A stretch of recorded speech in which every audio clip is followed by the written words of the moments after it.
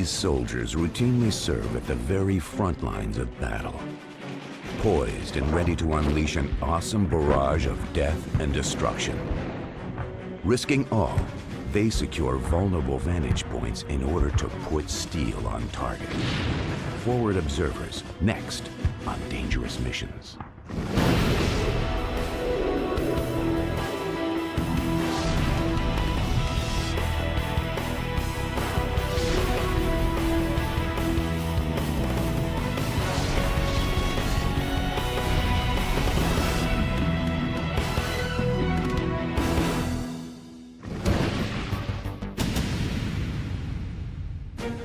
There are certain aspects of war that remain unchanged through millennia of battle.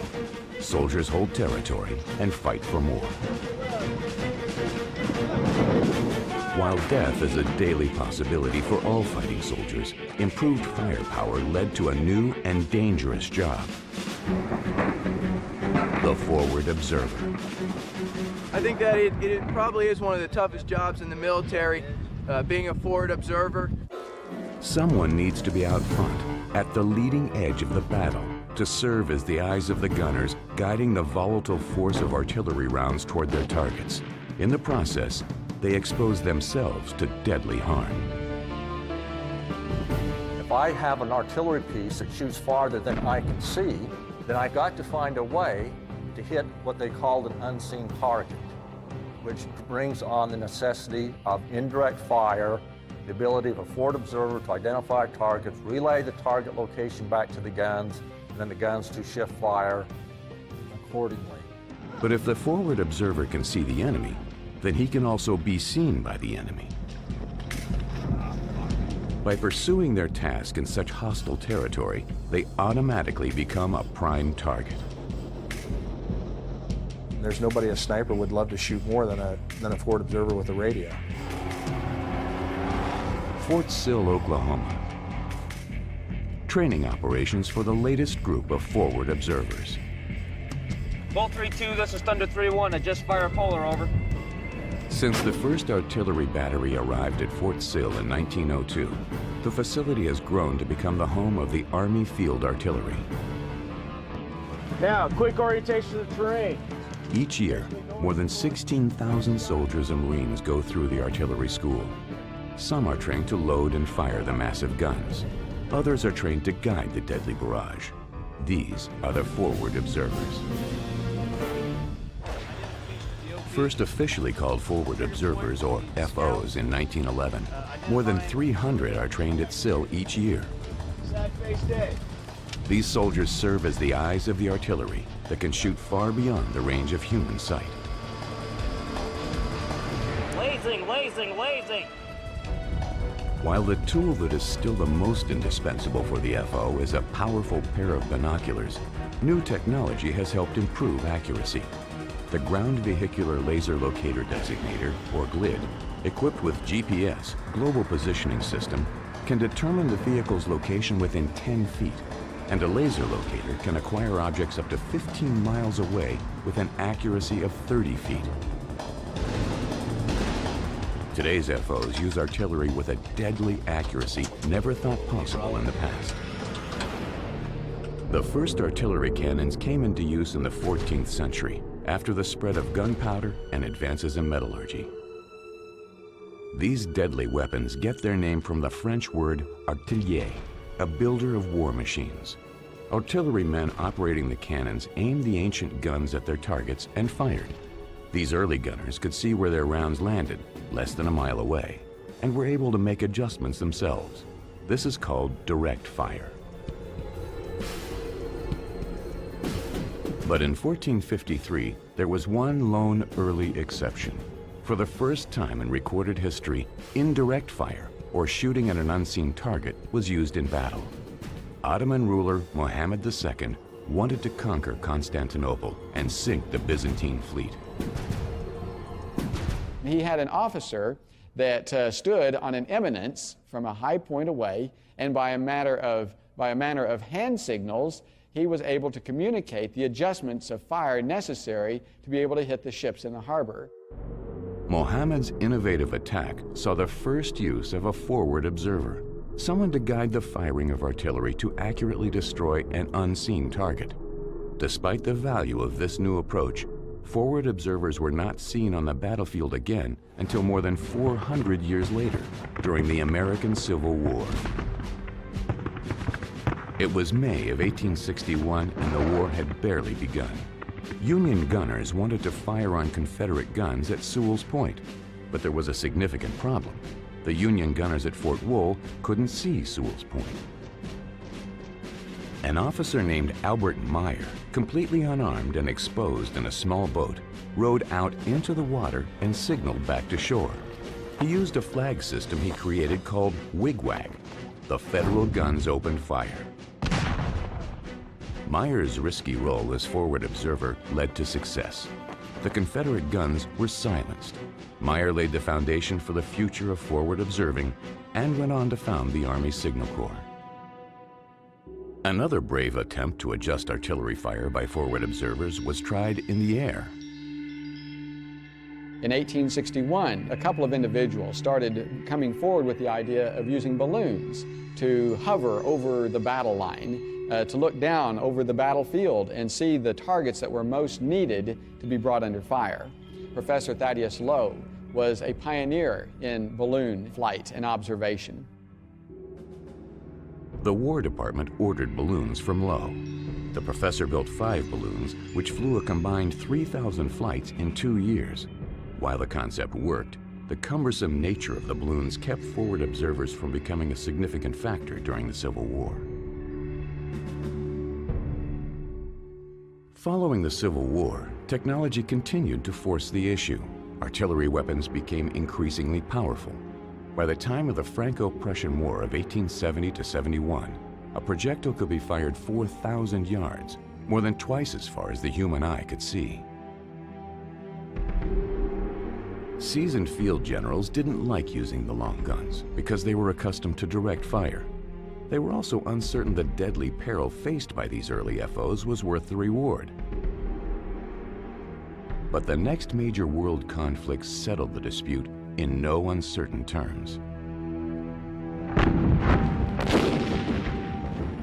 World War I is a very interesting period. Many people think that it is a period of utter stagnation and mindless tactics, but what happened was that World War I was overtaken by technology faster than most military tacticians could process the changes. What happened was that firepower technology was far ahead of mobility or maneuver technology in the First World War, and that's why you had the stagnation. Between the rapid-firing machine gun and the powerful long-distance artillery, neither side could gain an advantage. The truth of the matter was the sides were so evenly matched that the war did not end. It went on into a stalemate. The combatants were unable to use direct firing and their mobile lightweight field artillery. Once each side dug into their positions, the newer, heavy, long-range artillery came into play, and the need for the forward observer to adjust fire became greater than ever.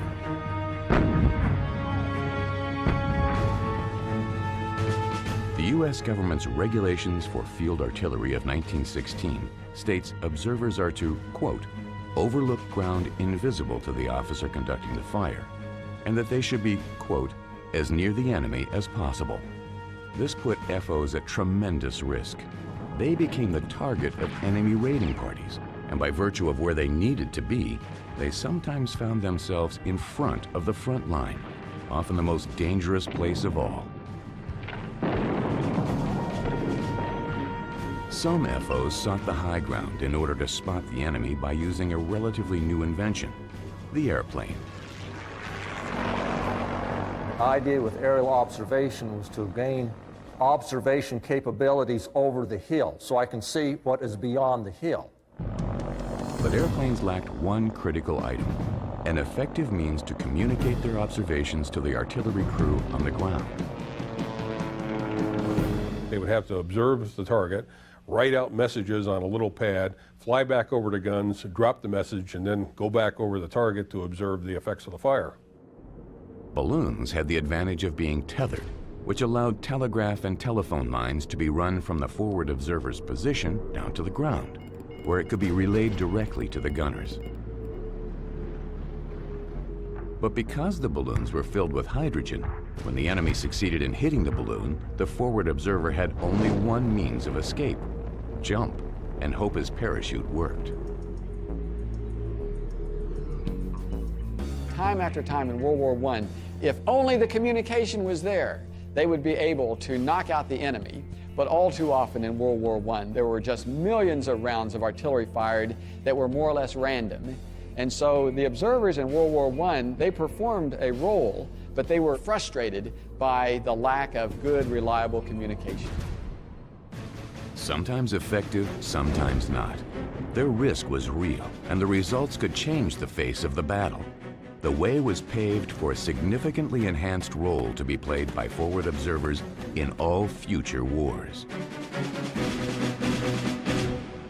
While many hoped World War I was indeed the war to end all wars, the military continued to explore new methods of using artillery.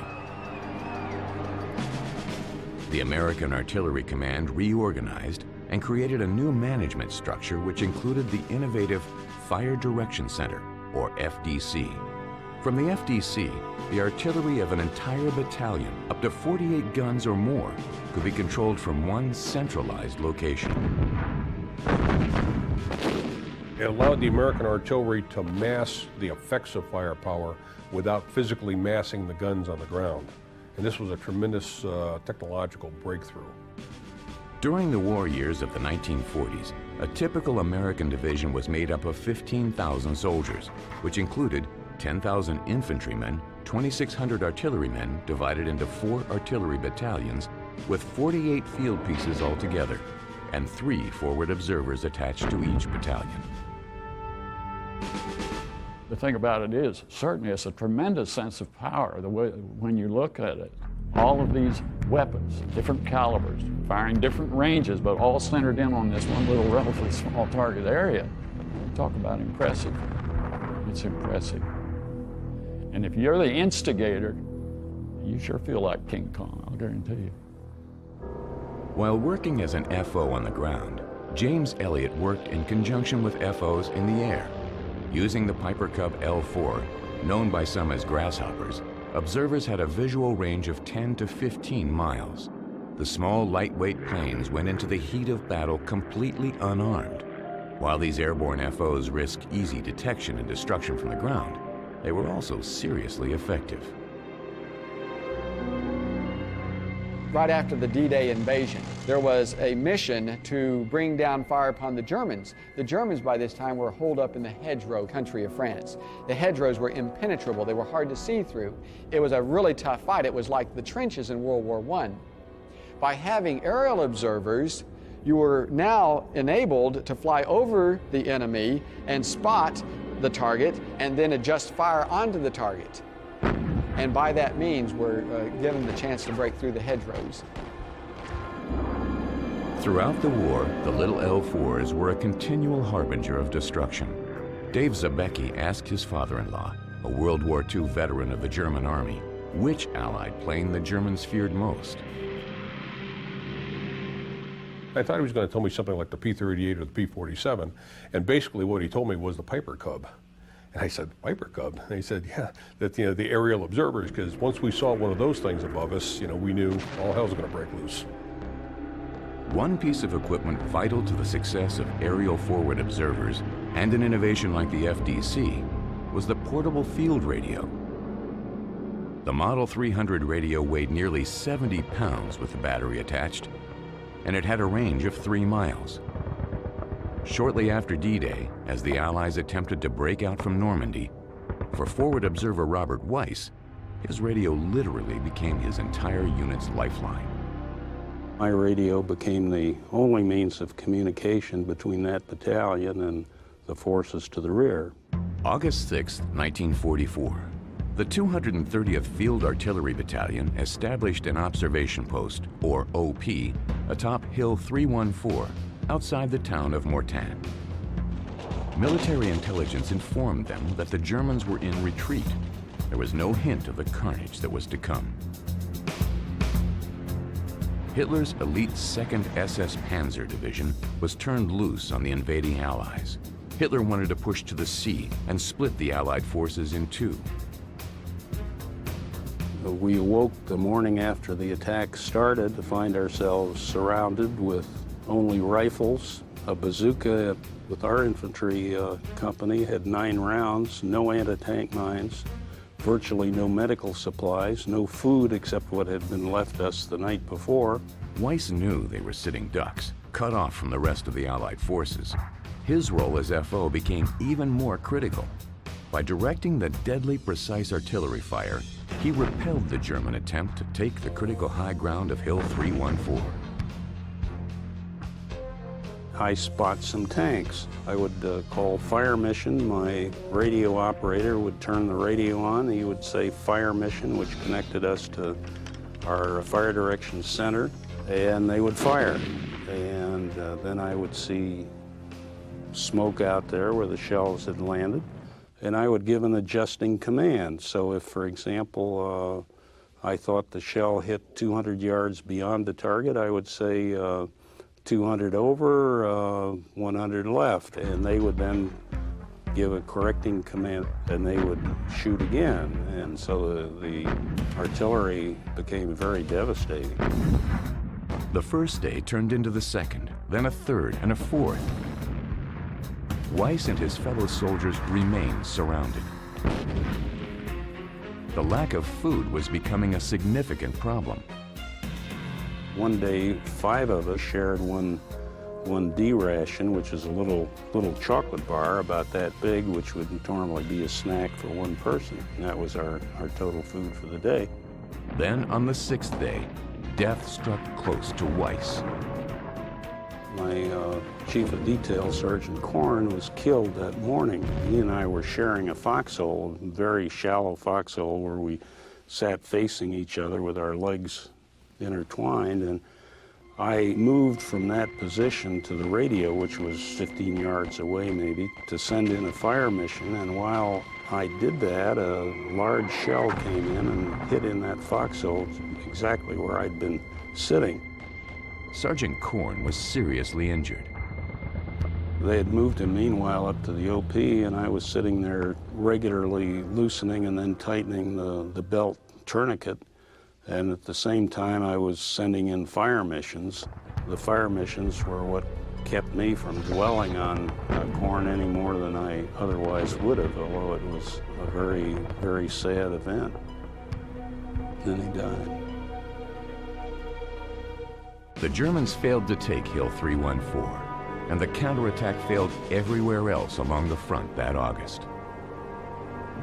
In the period of time that I was up there, I shot 193 fire missions, which is about one every 45 minutes. On August 12, 1944, the Battle of Mortain was over. A total of 373 American soldiers came down off the hill. 277 soldiers were dead, wounded, or missing. For Weiss, the combination of death and deprivation removed any possibility of a joyous victory march down from Hill 314.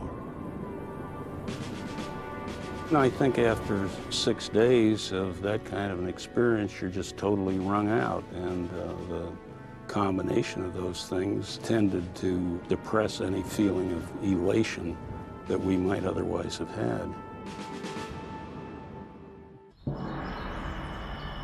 The village of Sommo-Colonia nestled in the mountainous region of northern Italy. In the year 2000, a peace park was dedicated at the base of an ancient castle tower destroyed in World War II. The park honors African-American soldiers and Italian partisans who made the ultimate sacrifice to fight for freedom. More than 30 Buffalo soldiers, surviving veterans, returned to the scene of the battle. In the segregated army of World War II, African Americans were not normally mixed in with other soldiers.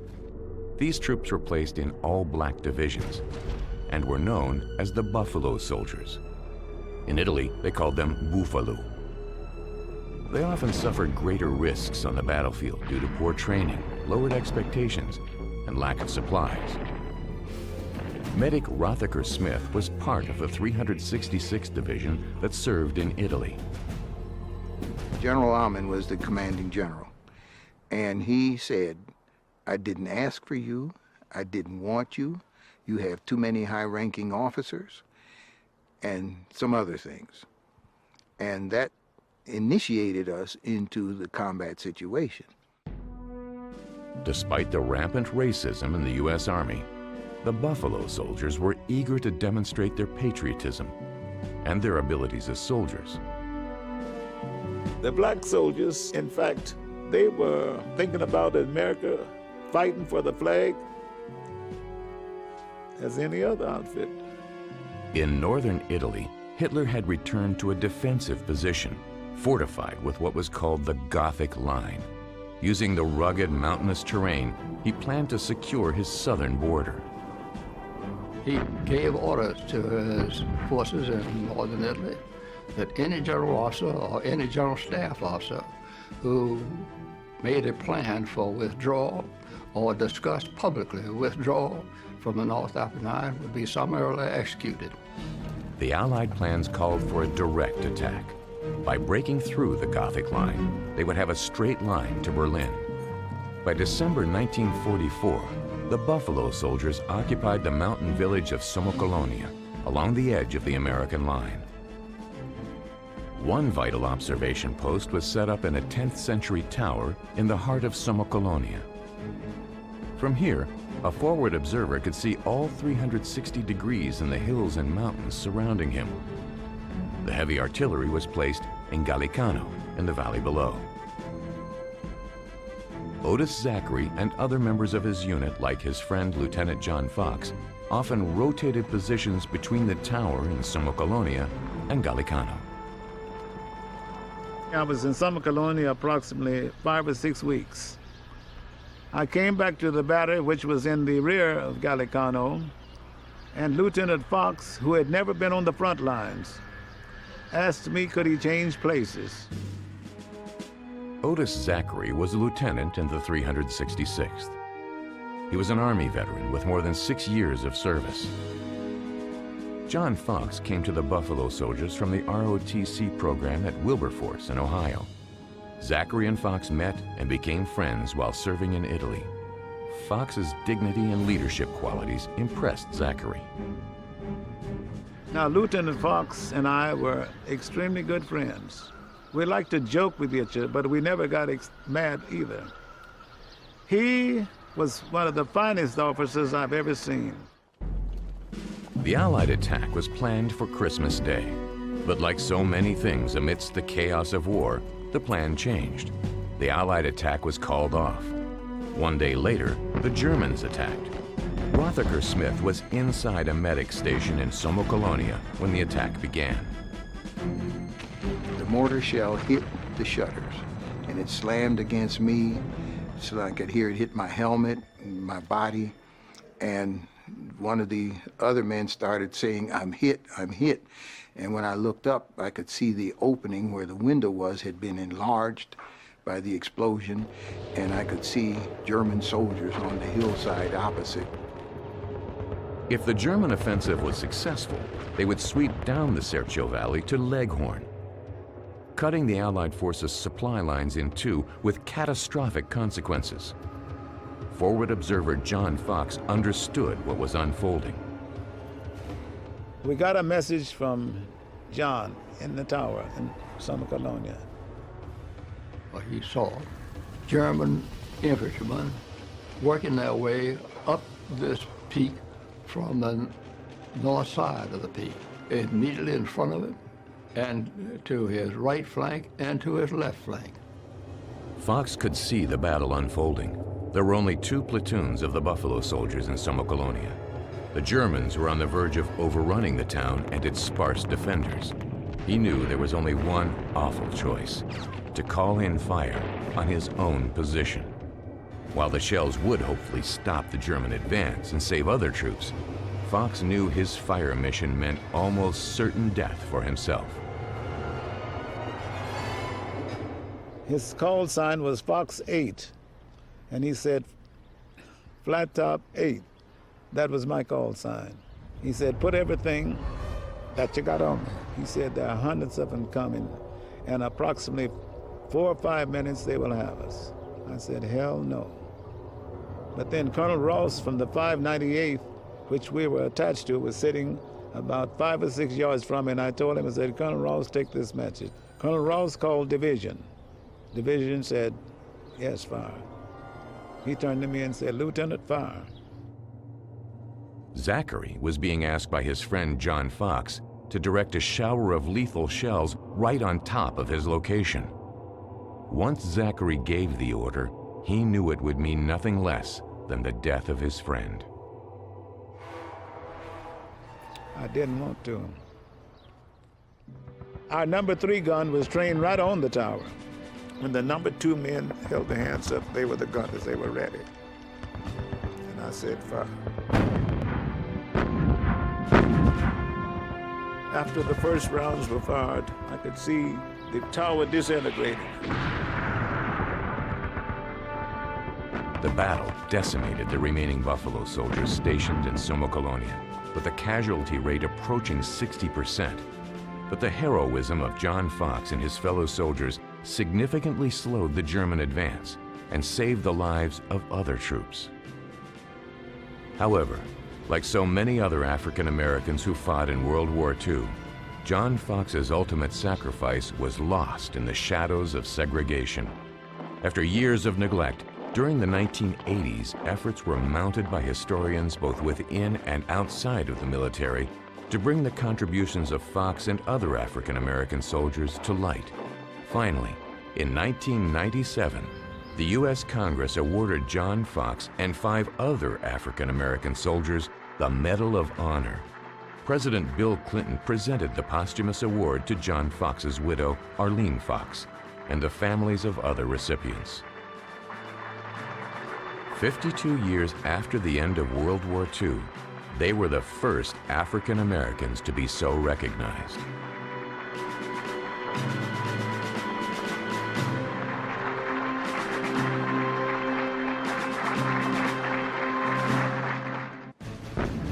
As in the European theater of World War II, the Forward Observer, or FO, was also critical to the Allied success of the Pacific.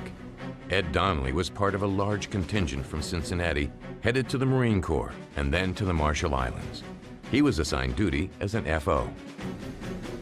We train with the artillery, but in combat, you go in with the infantry and you seek out enemy concentrations, fire on those targets. It's not really easy. Proof of the difficulties faced by FOs was not long in coming for Donnelly. One of the most memorable battles fought during the entire war started on February 19, 1945. The location? The island of Iwo Jima. The U.S. gathered an invasion fleet of 450 ships with 3 divisions and landed 80,000 Marines. The 5-mile-long Iwo Jima was critical to the Allied island-hopping strategy because of its 2 airfields. Iwo was a pain from the very beginning. But when we got there, nobody expected to get what we got, and that was the volcanic ash. You take a step and sink down a foot or so, or take 3 steps, come back 2. It was a real mess. The goal of Donnelly's group was to make 400 yards the first day and take one of the island's 2 airstrips. Only 4 football fields away, but hindered by the difficult surface and enemy fire, the objective seemed incredibly distant. They struggled to get the guns in place and set up an effective observation post. All this time, you're drawing fire from the hills. Mortar fire, rocket fire, bombs, machine gun fire.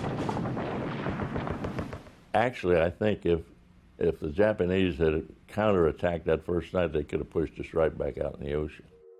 Iwo Jima was one of the outermost home islands of the Japanese, and no invading army had ever succeeded in taking Japanese territory. The Japanese defending Iwo Jima had dug a maze of underground tunnels and caves crisscrossing the entire island. The enemy was well hidden and committed to making the ultimate stand. As the days went on, we would see more and more of them coming out of their caves, coming out of their pillboxes. little groups of them sometimes. They knew they were going to die, so that they were going to kill somebody until they died. Donnelly established an observation post and called in fire from artillery. His elusive targets were Japanese pillboxes and cave openings. It looked like you were firing at nothing. Actually, it took the flamethrower outfits to work their way up to these caves and shoot a blast of flame in there to really get them out of there. On the fourth day of the battle, a sight greeted the eager eyes of all the Marines that had landed on Iwo and the support ships surrounding the island. The high ground had been taken. An American flag was raised on the 550-foot cone atop Mount Suribachi. And everybody looked up there through my binoculars. It was a thrill to see it go up.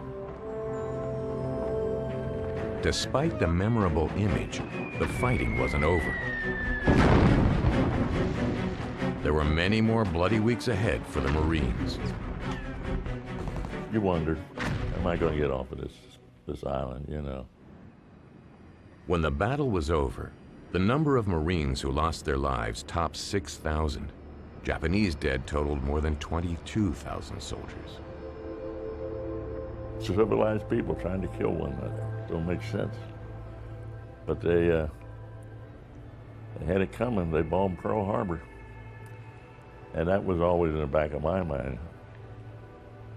If they hadn't have did that, we wouldn't have been over there, you know. Sometimes the role of the forward observer is transcended by the sheer human drama of one warrior caring for another. In another action in the Pacific Theater, Donnelly had just called in a fire mission. And we were surveying the results when we heard, will somebody please help me? And Red said, that sounds like Mac. It didn't take us long to find him. He was laying on his back behind one of these boulders, and he was maybe 35, 40 yards from where we were. And I told Red, I said, cover me, Red, I'll go out and get him. Mac was another forward observer and a friend of Donnelly's. When I got out there, he was in terrible pain. His right arm was just hanging on by the strings of skin. One of his legs had been shattered, and he had a hole in his side about the size of a grapefruit. And he kept saying, Ed, I ain't gonna make it. Undaunted, Donnelly dragged Mac onto his poncho in order to pull him back to safety and a medic. I wasn't ready to hear what he told me. He said, Ed, look at me. Look at me. You know I ain't gonna make it. Finish me off and get the hell out of here. That hit me for a ton of bricks. Under continuous fire, Donnelly was able to bring the wounded forward observer out of the line of fire and deliver him into the hands of a medic. But it was too late. Donnelly heard later that his buddy Mac died on the way to the aid station. Mac didn't deserve to die like that. No man deserves to die like that. And there were thousands of them. Some in their even worse conditions. I dreamt about that for a long time. Freedom is not free.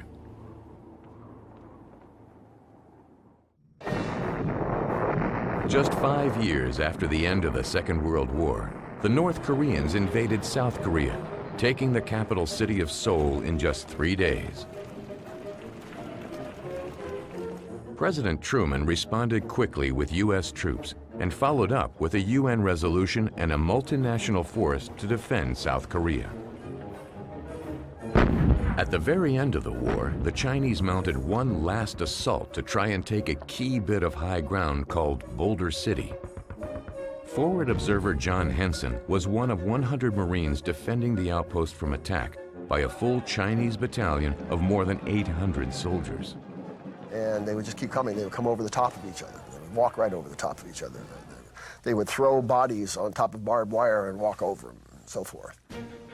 To keep from being overrun, Henson asked for the rarely used option of firing directly on their position. And not just any fire. He called for time on target.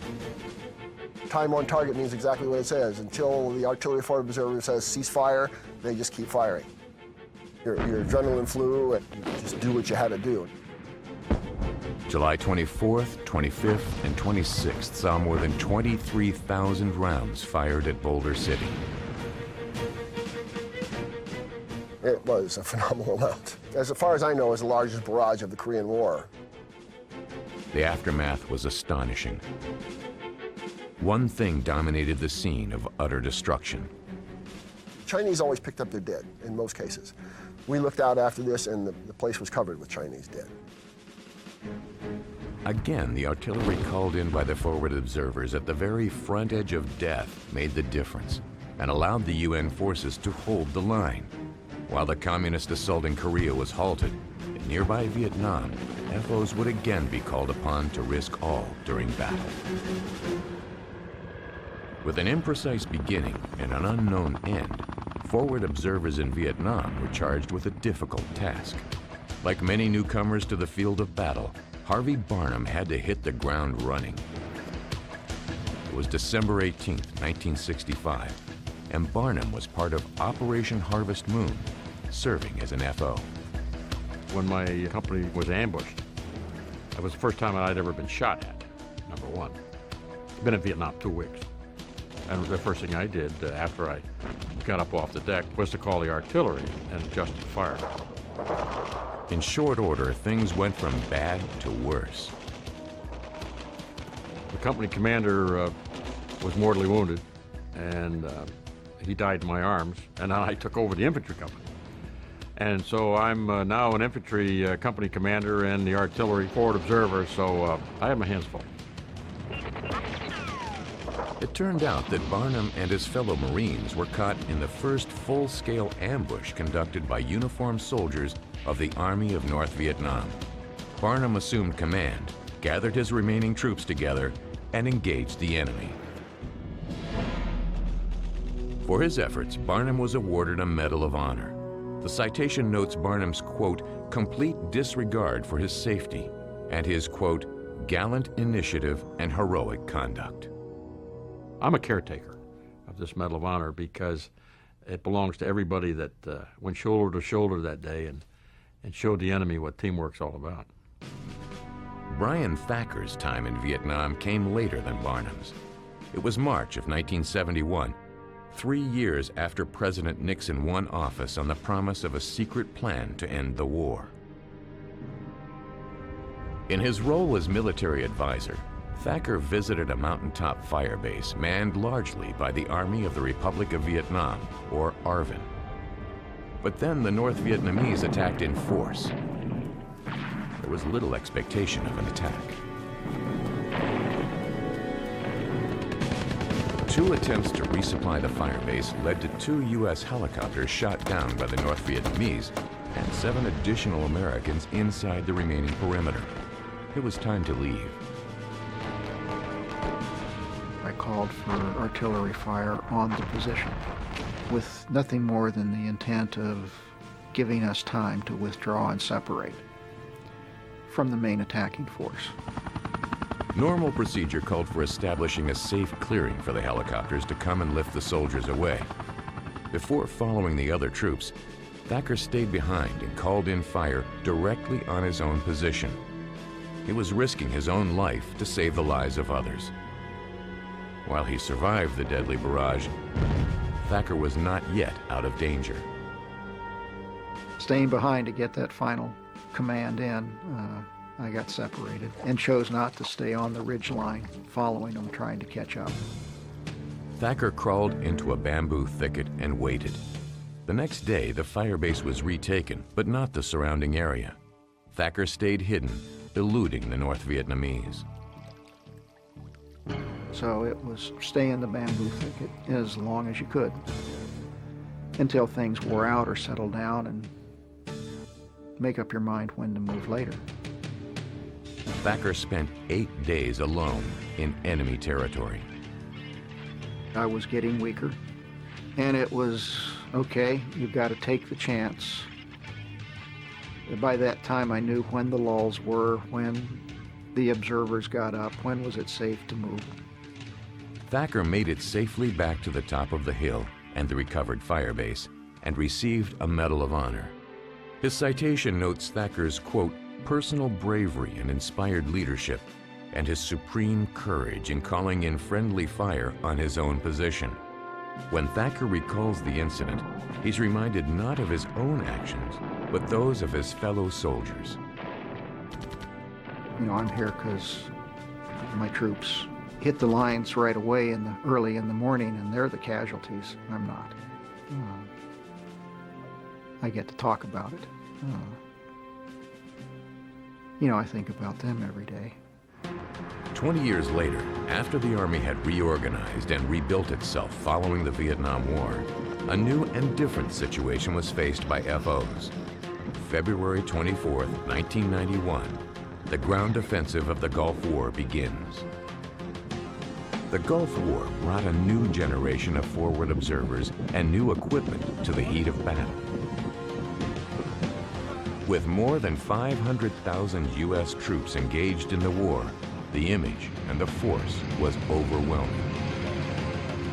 As far as the eye could see from horizon to horizon, was nothing but armored vehicles, tanks. We had been receiving some sporadic fire and stuff like that, and we pulled up there and let them have it, I guess. Let it loose. Using the new technology allowed the FO to focus deadly artillery fire with never-before-seen accuracy, obliterating enemy tanks. I remember there were some tanks that had their turrets completely blown off, you know, and were obviously sitting there burning. And yeah, there were, you know, there were, I don't know, 15, 20 bodies laying about. It was that brings you pretty close to reality pretty quickly. A new technology may reduce the battlefield risk to the forward observer. Drones, unmanned aerial vehicles controlled from afar, allow the FO to remain safely behind the front lines. They can be launched from the ground or from a naval vessel. Equipped with a camera and a transmitter, this mechanical forward observer has actually captured enemy troops. A group of Iraqi soldiers, seeing a drone, immediately surrendered. They knew that the shells from the distant artillery would shortly bring death and destruction. That's the wave of the future. You can attack targets very deeply. So actually you can put a drone deeper into the battlefield than you might be able to get a forward observer. Because a forward observer can only go as far forward as the forward line of your own troops. The ultimate advantage of improved technology is to be able to accomplish the mission while minimizing the risk to our soldiers. But most people doubt that the human soldier or the forward observer can ever be completely replaced on the field of battle. You can't win a war with technology alone. You can never replace the infantryman on the ground doing the job, because he's the person that actually sees it, does it, occupies the territory, occupies the ground, takes control of the situation in the area. And without the forward observer, the soldier serving as the means of identifying, locating, and targeting artillery to take out enemy troops and battlefield assets, there can be no victory.